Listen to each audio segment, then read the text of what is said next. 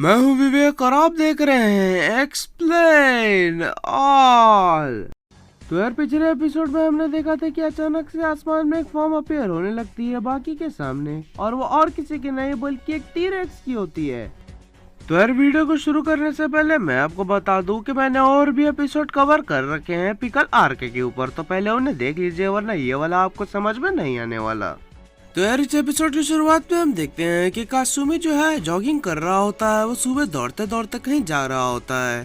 तभी हम देखते हैं वो दौड़ते दौड़ते और कहीं नहीं बल्कि टोक्यो डोम अरीना जा रहा होता है।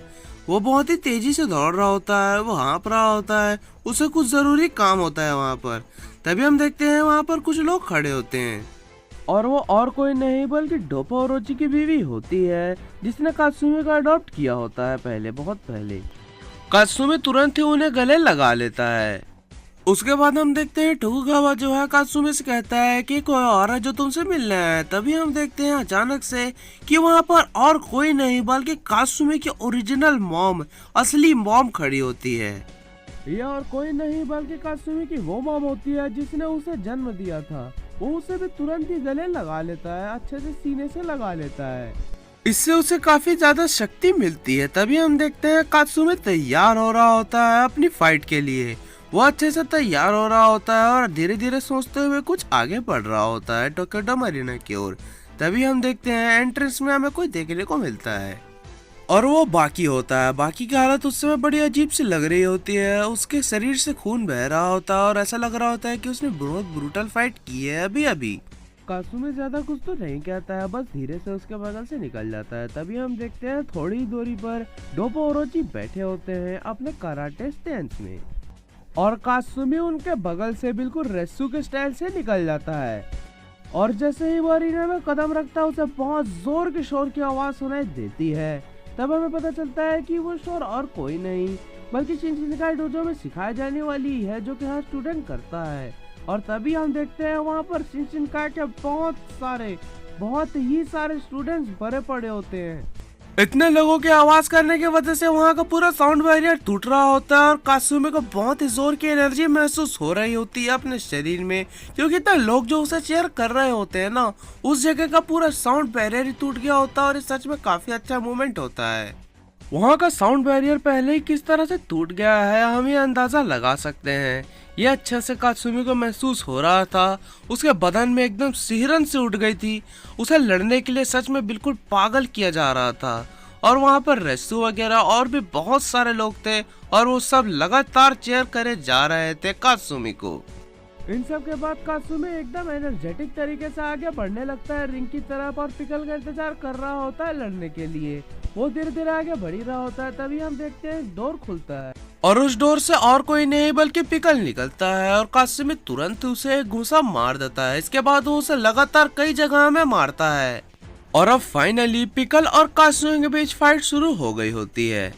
इतना मार खाने के बाद पिकल उसके ऊपर वार करने ही वाला होता है, लेकिन तभी से अचानक से कात्सुमी उसके टांगों के बीच वार कर देता है और उसके अंडे फोड़ देता है।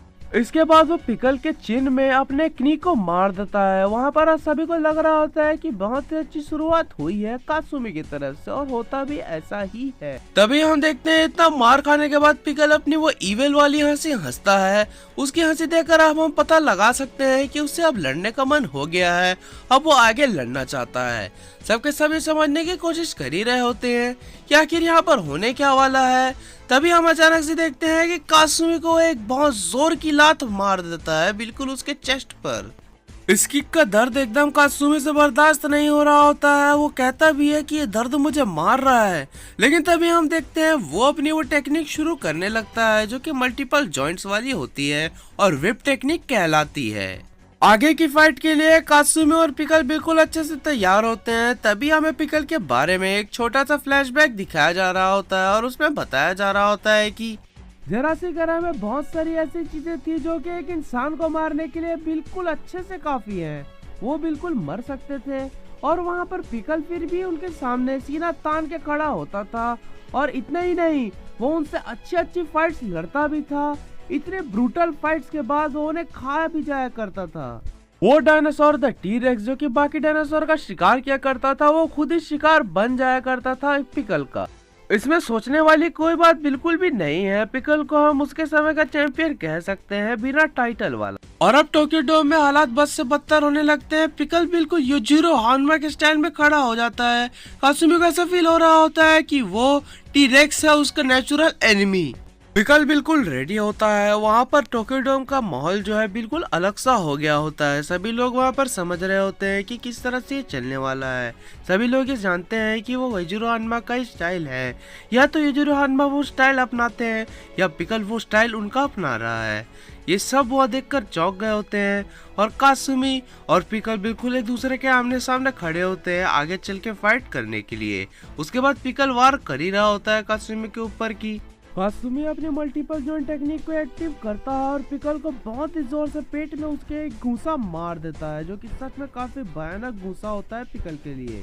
उसे ऐसा फील हो रहा होता है कि टी-रेक्स के पूंछ से जिस तरह से मार खाई होती है उसने पुराने समय में, बिल्कुल वैसा ही उसे लग रहा होता है। कासुमी उसे 2 घूंसा मारता है उसके पेट में। पिकल की हालत वहाँ पर खराब हो गई होती है और वहाँ का साउंड बैरियर भी टूट गया होता है। काकू, कायो और क्रेसु ये सोच रहे होते हैं कि आखिर कासुमी ने कर ही लिया। कासुमी ने ऐसा वक्त ला लिया, अपनी ट्रेनिंग को सक्सेस बना के रख दिया और उसके सामने आखिरकार पिकल ने घुटने टेक ही दिए। इससे पहले ऐसा कोई नहीं कर पाया था, पिकल के घुटने कोई नहीं टिका पाया था। आखिरकार पिकल उसके सामने झुक गया होता है और ये देखकर उसके सभी स्टूडेंट्स पागल हो गए होते हैं। वो बहुत ज्यादा उसे चेयर कर रहे होते हैं। तभी हमें बताया जा रहा होता है कि बहुत सारे डायनासोर्स ने, बहुत सारे जानवरों ने पिकल के पेट में मारा होगा, लेकिन पिकल को कोई भी फर्क नहीं पड़ा उससे। लेकिन आजकल के नॉर्मल ह्यूमन बीइंग ने एक टेक्निक की मदद से उसे क्निक डाउन कर दिया। खैर, हर टेक्निक के पीछे एक सैक्रिफाइस होता है, तो कासुमी के साथ भी ऐसा ही होता है। उसे अपना वो हाथ खोना पड़ता है। काकू और रस्सू यहाँ पर देख रहे होते हैं कासुमी की हालत को इतने शोर के बीच कि उसका हाथ जो है पूरी तरह से जा चुका है। उसके हाथ की अब बिल्कुल भी गुंजाइश नहीं बची, ऐसा लग रहा होता है देखने में। इन सब के बाद पिकल कासुमी के ऊपर अटैक करने ही वाला होता है, लेकिन कासुमी अपने उस टेक्निक को और अच्छे से इस्तेमाल करता है और पिकल को बहुत ही जोर से उसके चेहरे में एक किक मार देता है। वो लगातार पिकल को मार रहा होता है अपनी विप टेक्निक से।